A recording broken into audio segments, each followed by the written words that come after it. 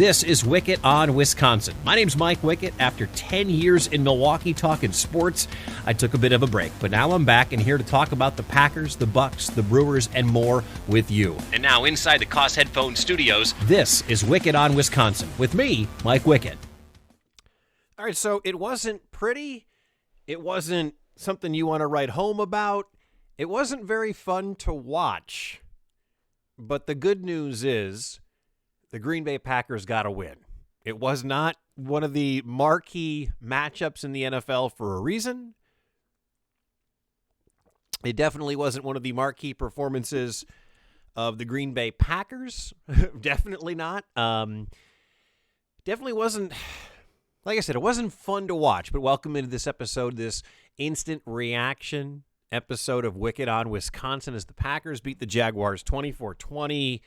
And no, that was not a fun one to watch. I can promise you that. But again, a win is a win, right? That's what we're supposed to say. You take as many out of 16 as you can get. Packers have 7. I'll tell you what, 7-2 is better than 6-3. But we got to talk about this one from all different standpoints. This was a game. I think this was the biggest spread on the day. You would assume the 1-win Jaguars coming into the 6-2 Green Bay Packers stadium, especially on a cold day in November, that this was going to be a game that Green Bay was going to be heavily favored, and they were. I put out a tweet. I said the Packers were only going to win this one by 7. I had them at 28-21. It was kind of close. 24-20 was the final. There's just something about this Packers team that I still have my doubts on whether or not they can, topple the mountain. I don't know if there's nobody right now in the NFC I could say I'm going to bet I don't have a paycheck, but I would bet your paycheck on and say that's a team that's going to go ahead and get it done when it counts. I assumed that this team was going to struggle because James Robinson is a tremendous running back, and every team that has played Green Bay, listen, if you're having a bad day or a bad year as a running back, play Green Bay because you are due for a bust-out game. Now, James Robinson is not a bad running back, and James Robinson's not having a bad year. He's actually having one of the great years an undrafted rookie has ever had in the history of the National Football League. So it wasn't a surprise to see him go over 100, but it wasn't a surprise to see him, when they did give him the football, do whatever he really wanted to do against this Green Bay front.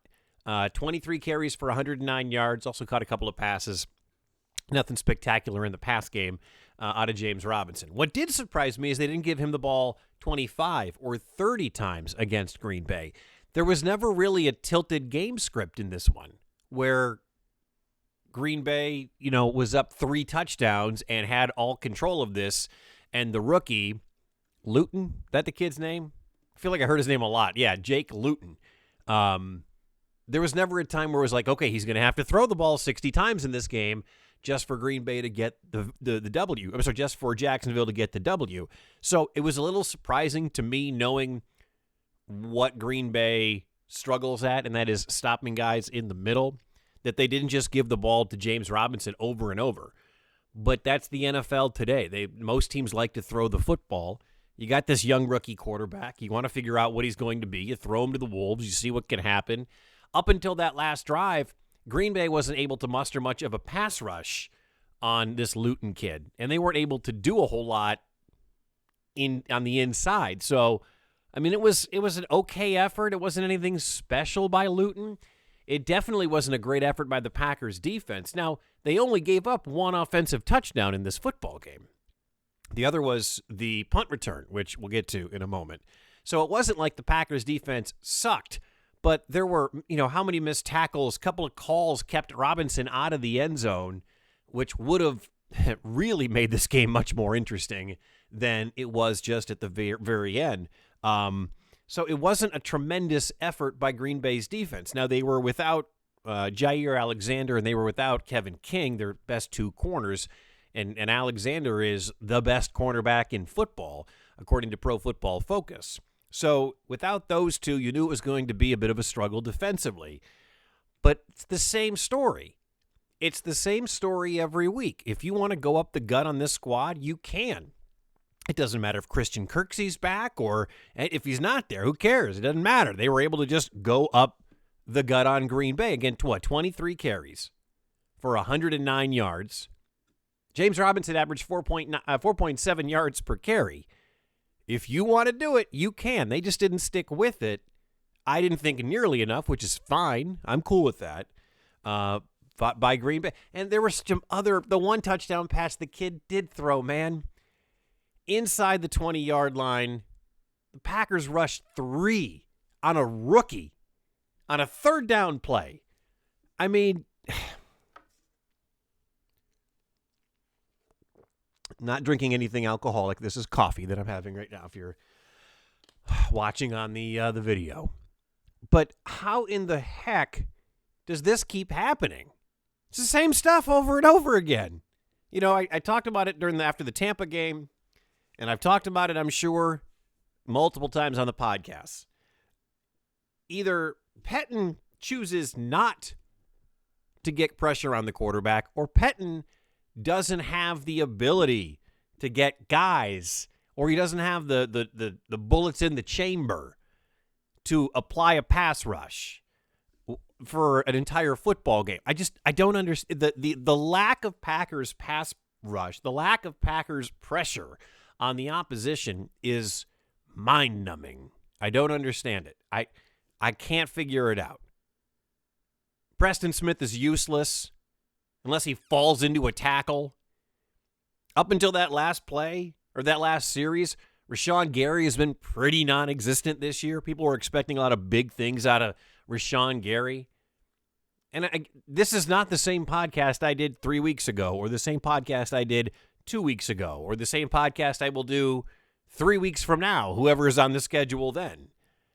The Packers pass rush may wind up be the Achilles heel that kills this football team down the stretch.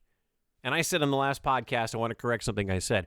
I said Green Bay has the easiest schedule in the NFL the rest of the way out. They actually have the second easiest schedule in the NFL. Baltimore has the easiest schedule the rest of the way out. Green Bay has the second. Green Bay has the easiest schedule in the NFC. So I want to make sure I get that out there. It's sitting at 7-2. Offensively, I mean, this was a windy day, and you could tell which way the wind was blowing based on how often Aaron threw the ball down the field or had plays designed to throw the ball down the field. The big touchdown catch by Marquez Valdez-Scantling. I mean, the mystery, the roller coaster ride, the up and down season that is Marquez Valdez-Scantling continues. I mean, he had 2 huge catches today. And we don't know if the interception that Aaron Rodgers wound up throwing, if that was on MVS or if that was on 12. But the big 78-yard touchdown catch, he used the wide receiver. The big 78-yard touchdown catch, he used the referee to his advantage. I mean, that was crazy. That was nuts. Yeah, I don't know what to make of MVS. I still don't know what to make of MVS. I think I will have to give you an assessment of MVS after Week 16 and maybe after the playoffs. Hopefully after a Super Bowl championship. Well, it won't matter what my assessment is or what your assessment is, what any of us would say in their assessment of MVS. But he had a couple of big catches today. Devontae Adams, my friend Doug Russell put out a tweet and said, a week ago, and we talked about this on the podcast, a week ago, Devontae Adams said that, he's the best wide receiver in the National Football League. And then today, he has a drop. Some people say the first play that he dropped the ball was a drop. Others say it was deflected. I think it was deflected and well defended by Jacksonville, but he had a drop. He had the fumble, which never happens. Was that karma coming back to get him? It was just such a lackluster effort by Green Bay, and it was a roll the helmets game out where the Packers in this one thought, what we can do? We'll give our C effort, and it won't matter. Our C effort is going to be good enough to beat Jacksonville, and it actually was. Usually, when you have a team coming in desperate for a win and you roll out the helmet and you give it the laissez-faire attitude, Usually you don't win those football games. But the Packers did win this one with their C effort. I don't know what that says about Jacksonville. I don't know what that says about Green Bay. I do know that Aaron Rodgers was good, not great. I mean, his stat line, 12 was 24 of 34 for 325, 2 touchdowns, and the 1 interception. He also had the rushing touchdown.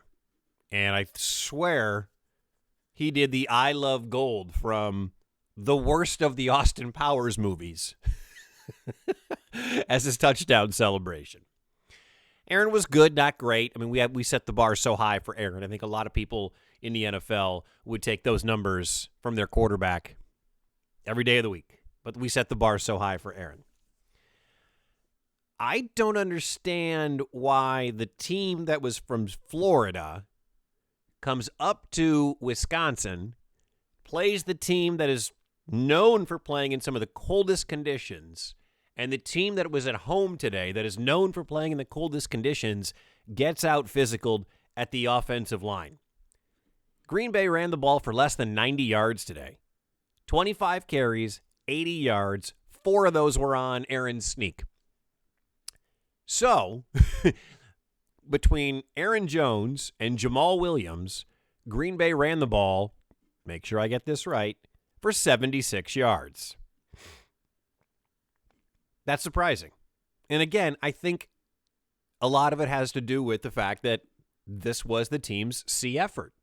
The Packers did not seem interested in playing this football game for 60 minutes. It was just literally, we got Jacksonville here. Now what? Who we got next? Oh, Indy's coming up next? Okay, Indianapolis, big game. Jacksonville? Who cares? That was what the effort felt like today. And they almost got beat.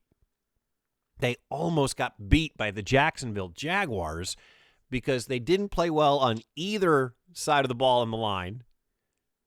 Their star wide receiver had one of his most mediocre games. I mean, it's crazy for me to say that Devontae Adams, if you look at his stat line, if I would have said to you, guess what? Devontae is going to have 8 catches for 66 yards and a touchdown. You'd be like, all right, that's a good game. It's not great. Devontae's caught 14 balls in a game before. He can go for a $150, a couple of scores.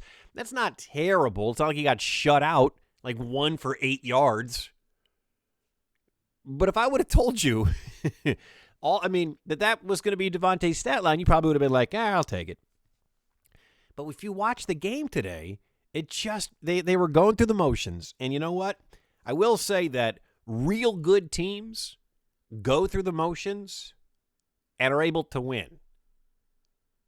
You don't get teams, you don't go, you don't see Super Bowl champion teams go through the motions and not be able to win this game with their C effort. That to me is a positive to take out of this.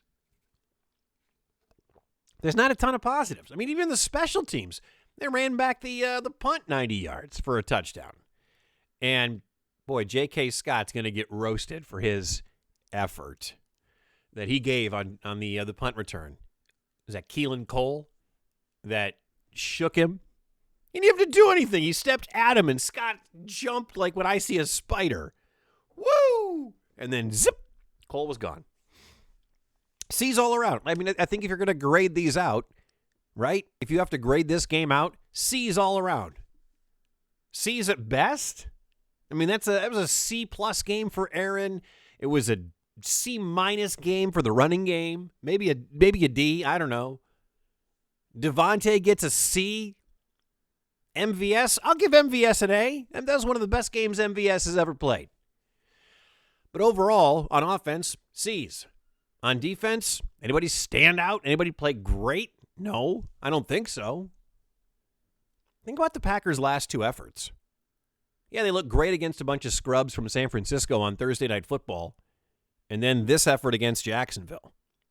Up next is Indianapolis. Indy's real good. You saw Indy a couple of nights ago when they played against Tennessee, and they dominated Tennessee, especially in that second half. Indy might be sneaky for real. I mean, in the AFC, you got the Steelers and you got the Chiefs or whoever else you want to, Indy might be in that sneaky second tier that could upset somebody who's eyeing the Super Bowl. in the AFC. Maybe in that second tier with Buffalo, perhaps. And Lord knows Buffalo is dangerous with Josh Allen and Stephon Diggs. But over in the NFC, who's the best team in the NFC? We talked about it last week. They talked about it on the broadcast. Who's the best team in the NFC? I don't know. Tampa looked great today. Rolling Carolina. Tampa looked like crap last week. Getting pounded by New Orleans. Green Bay beat one of those two teams. Green Bay lost to the other one. It's just such a week-to-week thing. But again, I will say what I said earlier. I'd rather the Packers get an ugly win and get to 7-2 than have lost this one and been sitting here at 6-3, and everyone is trying to figure out what's wrong with this team. Yeah, this team's got flaws. Yeah, this team's got holes. Everybody in the NFL seemingly has a hole. Maybe Pittsburgh doesn't. I don't know. I haven't watched a ton of Steelers football, but I know all the names. I know the big three-headed monster, 4 wide receivers they got. They got a good tight end in Ebron. They run the ball with James Conner and Benny Snell and Big Ben. You got Minka on the other side and that great Steelers defense. Maybe they are the class of the National Football League. Maybe it's Mr. Mahomes in Kansas City. I don't know. Green Bay, they've got themselves their own problems to worry about.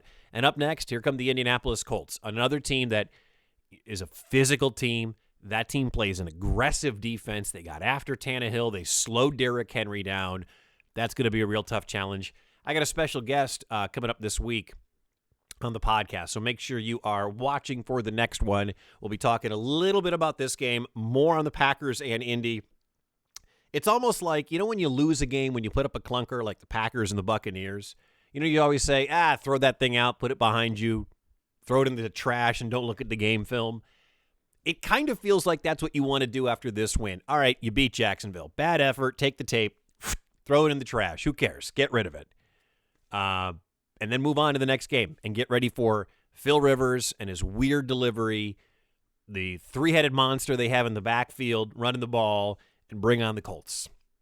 That's it for this episode. I want to thank you so much for watching or listening wherever you may be. Hey, if you are listening to the podcast, we're on Apple and Google and Spotify. Please rate and subscribe, because if you review it as well, I can help grow the podcast, which I definitely want to do. So up until next time, my name is Mike Wickett. Thanks for watching. Thanks for listening to Wickett on Wisconsin. Packers over the Jags, 24-20. Hey, a win is a win, right? A win is a win. Remember that. A win is a win. They're 7-2, marching on with a big lead in the NFC North.